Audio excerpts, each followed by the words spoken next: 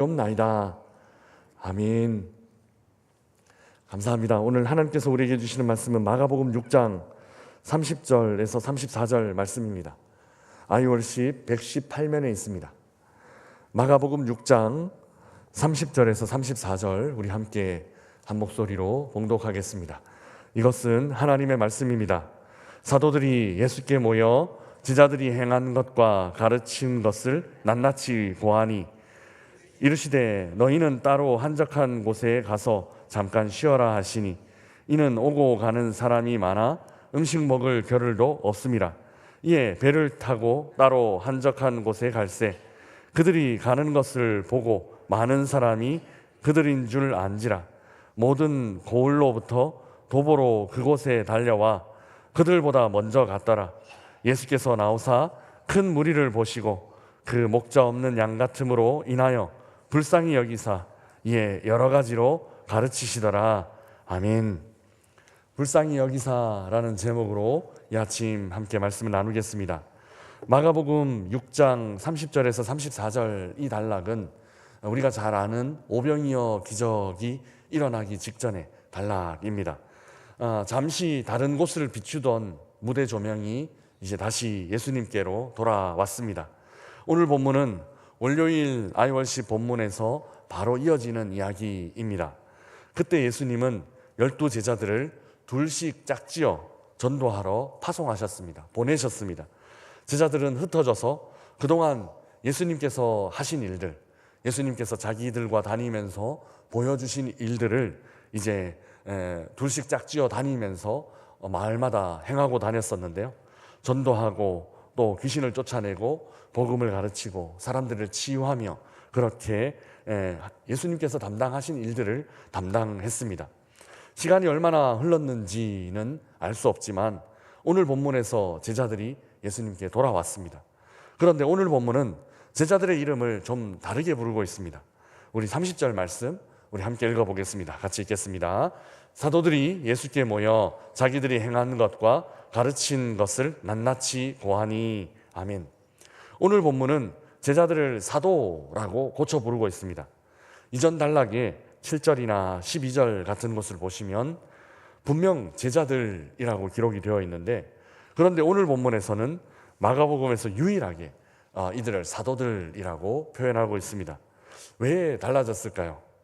아마 마가복음이 기록된 시기에는 이미 제자들이 초대 공동체를 이끌며 사도들이라고 불리던 그런 시대였을 겁니다. 그래서 마가복음을 읽는 독자들에게는 이 표현 사도들이라는 호칭이 아마 전혀 낯설지는 않았을 것입니다. 그러나 굳이 여기서 사도라고 포기한 또 다른 의도, 저자의 의도, 또 이유가 있을 것입니다. 이전에 여러 번 말씀드린 것처럼 사도라는 호칭의 의미 때문 아닐까 싶습니다. 사도는 아포스톨로스, 그러니까 보내심을 받은 사람이라는 그런 의미를 갖고 있습니다.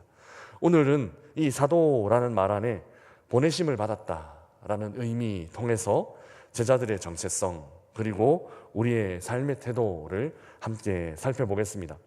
첫 번째, 보내심을 받았다라는 것은 보내신 분이 계시다라는 것을 의미합니다.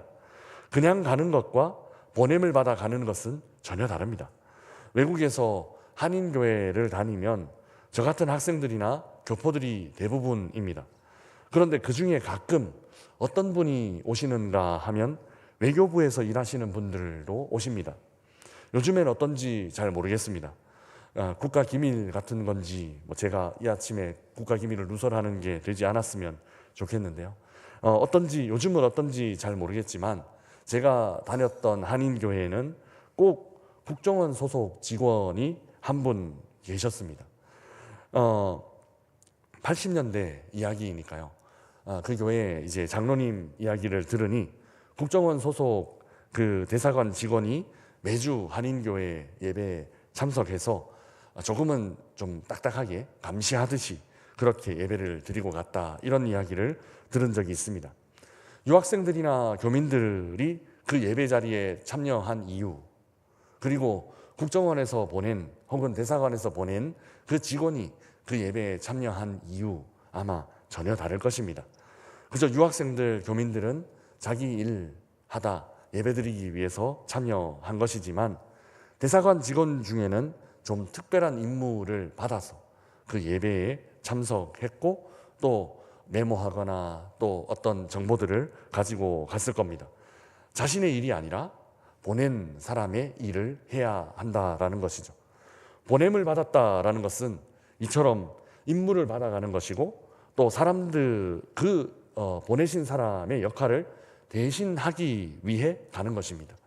원래 예수님이 가셔야 하는데 대신 제자들이 갔다, 그런 의미입니다. 제자들이 예수님 대신 가서 무슨 일 했는가 하면 보내신 예수님의 임무를 대신 감당하게 되는 겁니다. 그러니 보냄 받은 곳에서 보내신 분의 일을, 그러니까 보내신 분의 역할을 감당하게 됩니다. 오늘 우리의 삶의 현장은 어떨까요?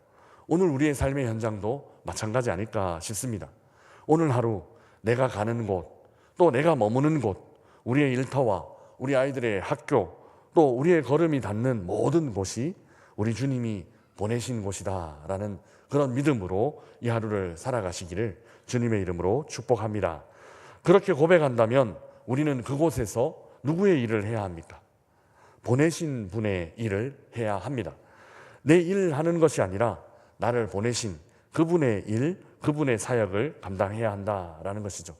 그래서 단순히 우리의 일터가 돈 벌기 위해 가는 곳, 그런 곳 아니라 하나님께서 보내신 곳이라는 믿음을 가져야 합니다. 그래서 그곳에서 우리를 보내신 하나님의 일을 우리는 감당해야만 한다라는 것이죠. 지금 한번 고민해 보시고 한번 떠올려 보시면 좋겠습니다. 매일 출근하는 그 일터에 하나님은 왜 나를 보내셨을까요? 매일 머물러 있는 그곳에 하나님은 무엇 시키시려고 나를 보내셨을까요? 오늘 하루 가는 곳마다 머무는 자리마다 나를 보내신 그 하나님의 마음을 발견하시기 바랍니다. 그리고 나를 보내신 그 하나님의 뜻을 이루며 살아가시기 바랍니다. 이런 관점에서 우리의 일터가 좀 달라 보여야 합니다. 그리고 우리가 머무는 곳도 좀 달라 보여야 하고 또 우리가 만나는 사람들도 좀 다르게 느껴지셔야 합니다. 그곳은 하나님 보내신 자리입니다. 그리고 그 사람들은 하나님께서 만나게 하신 사람들입니다. 두 번째, 보냄을 받았다라는 것은 다시 돌아갈 곳이 있다라는 것입니다. 우리는 여기서 천년 만년 살 것 아닙니다. 보내신 분께 다시 돌아가게 될 것입니다. 오늘 본문의 제자들도 보내신 예수님께 다시 돌아왔습니다. 그리고 그동안 있었던 일들을 예수님께 보고했습니다. 30절에 보시면 자기들이 행한 것과 가르친 것을 낱낱이 고하니, 이렇게 기록하고 있습니다. 우리도 언젠가 우리를 보내신 분께 돌아갈 것입니다. 그러면 보고할 것 있어야 합니다. 뭐 하다 왔니? 이렇게 우리 주님 물으시면 네, 뭐 하다 왔어요. 주님 시키신 그 일을 하고 왔어요. 이렇게 얘기할 수 있어야 합니다. 너 2026년 2월 4일 그 하루는 뭐 했니? 라고 우리 주님 물어보시면 우리는 어떻게 보고할까? 우리 일을 보내신 우리 주님께 어떻게 보고할까? 그 생각하시며 오늘 하루를 사시기 바랍니다. 우리의 평생의 삶도 마찬가지입니다. 언젠가 그분 앞에 돌아가 우리 평생의 삶을 보고할 날이 올 것입니다. 이것 절대로 잊어버리면 안 됩니다. 오늘 하루를 살 때 나 언젠가 주님 앞에서 이 하루를 보고할 날이 있을 거야. 이 하루를 주님 앞에 말씀드릴 날이 있을 거야. 오늘 이랬고요. 오늘 이랬고요. 하면서 그날 이랬고요. 그날 내가 만난 사람 이랬고요. 하면서 얘기할 날이 있을 거야. 기억하고 오늘을 살아야 한다라는 것이죠. 그때 오늘 본문의 제자들처럼 낱낱이 고할 수 있는 그런 우리 성도들 되시기 바랍니다. 뭔가 숨기고 싶고 뭔가는 감추고 싶고 이런 일 있으면 하나님 앞에 부끄러울 거예요.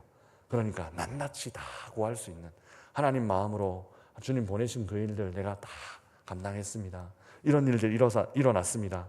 주님 때문에 고난받았던 일들, 주님 때문에 외로웠던 일들, 또 복음 전하다가 너무 감격스러웠던 일들, 또 교회 섬기다가 너무 보람되고 행복했던 일들, 주님 앞에 낱낱이 고하는 그런 복을 누리며 사는 우리 성도님들 되시기를 주님의 이름으로 축복합니다.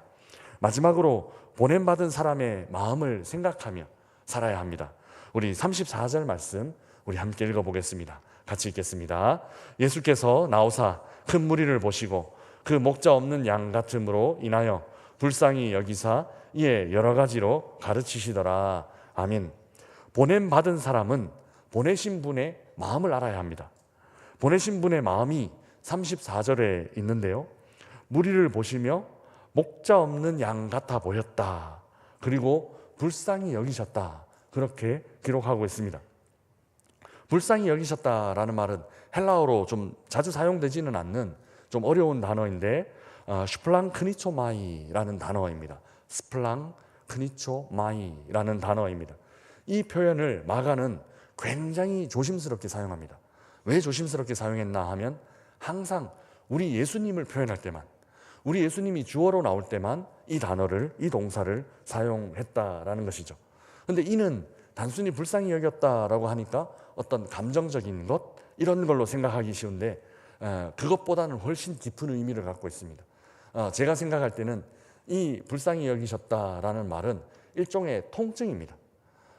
뭔가 한 가지 현상을 보고 그냥 본능적으로 마음속에서 일어나는 아픔, 본능적으로 마음속에서 일어나는 어떤 통증, 그런 감각입니다. 그냥 불쌍히 여기셨다 하니까 연민의 정, 좀 동정하는 마음, 이런 마음이 아니라 어떤 상황을 보시면서 주님이 마음 아파하셨던 거예요. 그 보시는 순간, 그저 보시는 순간 일어나는 어떤 마음의 아픔, 통증, 그런 것이 바로 이 불쌍히 여기심입니다. 예수님께서 무엇을 보고 불쌍히 여기셨나 하는 것이 중요한데요, 이 마음에서 끌어오는 통증을 무엇을 보고 느끼셨나 하면 아픈 사람 보고 느끼신 것 아닙니다. 오늘 본문에서 가난한 사람 보고 느끼신 것 아닙니다. 오늘 본문에서 어떤 사람들 보고 예수님이 마음속으로 그 깊은 통증 느끼셨나 하면 목자가 없어서, 그 무리들이 목자가 없는 모습을 보고 주님이 너무너무 마음 아파하셨다라는 것을 알 수 있습니다. 오늘 본문에서는 믿고 따라갈 목자가 없어서 배로 갈릴리 호수 이렇게 질러가시는 그 예수님 보며 육로로 이들이 막 뛰어서 건너편, 예수님 저곳으로 가실 거야 예측하고 그 건너편을 육로로 막 뛰어서 기다릴 정도로, 먼저 가서 기다릴 정도로 목자가 없어서 목말라 하고 있는 이들 보셨다라는 것이죠. 그리고 예수님 마음이 너무너무 아프셨습니다. 불쌍히 여기셨다라는 것이죠. 보냄받은 사람은 이 보내신 분의 마음을 알고 그렇게 살아야 한다라는 것입니다. 속에서 터져나오는 그 통증과 같은 마음, 왜 나를 그곳으로 보내셨을까 생각하며 보내신 분의 마음, 그 불쌍히 여기시는 그 통증이 그 보내신 곳에 있는 사람들에게 전해지도록, 우리 주님 그 마음이 보내신 그곳에 있는 사람들, 만나게 하신 그 사람들에게 전해지도록 우리는 살아야 한다라는 것입니다. 사랑하는 명선의 가족 여러분, 하나님께서 오늘 우리들도 보내셨습니다. 우리의 삶의 자리에, 우리의 일터에, 우리의 가정에, 또 우리가 머무는 모든 곳에 우리를 보내셨습니다. 그래서 우리들이 오늘 머물 곳은 그저 우연히 있게 되는 곳이 아닙니다. 우리 주님이 보내신 곳이다라는 믿음으로 사시기 바랍니다. 그곳에서 우리는 여러 사람들을 만나게 될 것입니다. 제자들이 만나고 온 그런 사람들일 수도 있고, 또 배로 가시는 예수님을 육로로 막 달려가 기다리고 있던 그런 목자 없이 방황하는 그런 무리들일 수도 있습니다. 오늘 우리 주님이 보내신 곳에서 만나는 이들에게 그 주님의 마음을 전하며 사시기 바랍니다. 목자 없는 이들을 향해, 어디로 갈지 몰라 인생의 방향을 잃어버린 그런 이들을 향해 속에서 끓어오르는 통증과 같은 것을 느끼신 우리 예수님의 마음이 우리에게 먼저 이 아침 전해지고, 또 그 마음 갖고 오늘 보내신 곳에서 만나는 이들마다 그 주님의 마음으로 살고 그 주님 마음 전하며 사는 우리 모든 우리 명산의 가족들 되시기를 주님의 이름으로 축복합니다.